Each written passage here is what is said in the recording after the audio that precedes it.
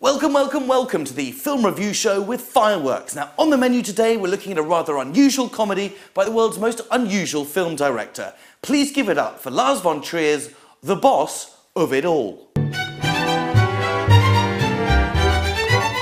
So, what's the plot? Well, the owner of a Danish IT company wants to sell his business. Unfortunately, he's never told his employees that he's actually the boss. Well, because of his cowardly fear of man management.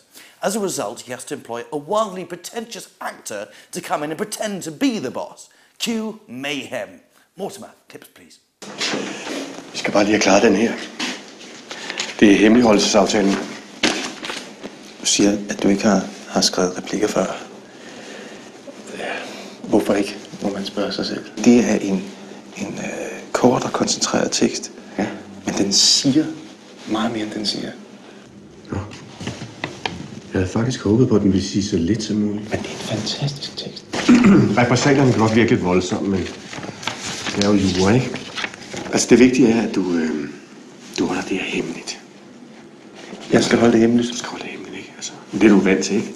Jamen, du står heller ikke på scenen og skyder en eller anden, og så siger til publikum, nej, det er bare noget, vi spiller. For those of you that aren't acquainted with Denmark's Lars von Trier, a quick rundown.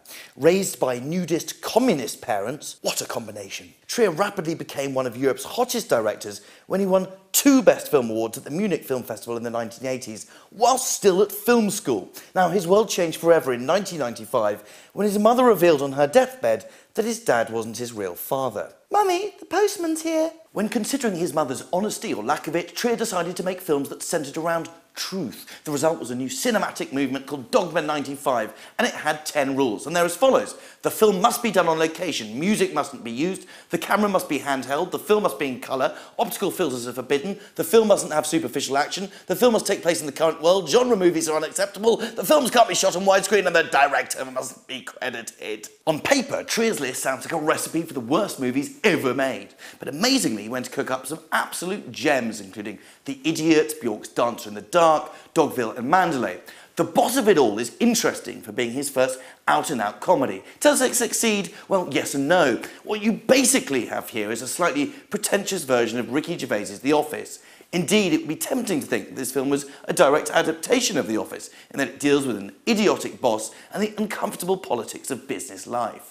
The good news is that there are laughs aplenty, notably an employee who screams every time she starts photocopying, and a touching ending, which I won't spoil for you now. Film fans will also enjoy the way traditional comedy meets Trier's unconventional filming style. But, and it's a big but, my friends, I think that the director's editing techniques ultimately distract rather than enhance. Devoted fans of cinema and comedy should certainly check it out. The rest of you should stick with Curb Your Enthusiasm. 3 stars. And finally, it's time for Piggy Piggy Snack Snacks. And on the menu today, I've got you a treat all the way from Italy. That's right, folks. This isn't a British snack, an American snack, it's an Italian snack.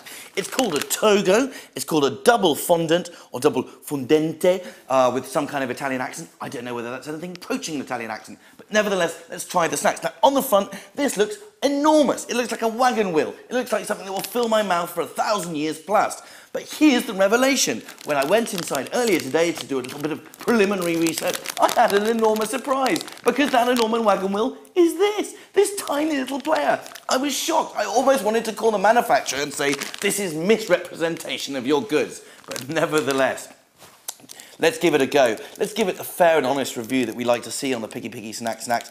Inside, it's a small, chocolatey affair. You can see why the Italians don't get too fat. This is absolutely tiny. In we go. And suddenly, everything changes. This has got a very strong amount of cocoa, a delicious crunch in the middle. But I have to say, everything has now changed. This is the equivalent of a red carpet rolling out in my mouth. I've been transported, I've been taken to heaven.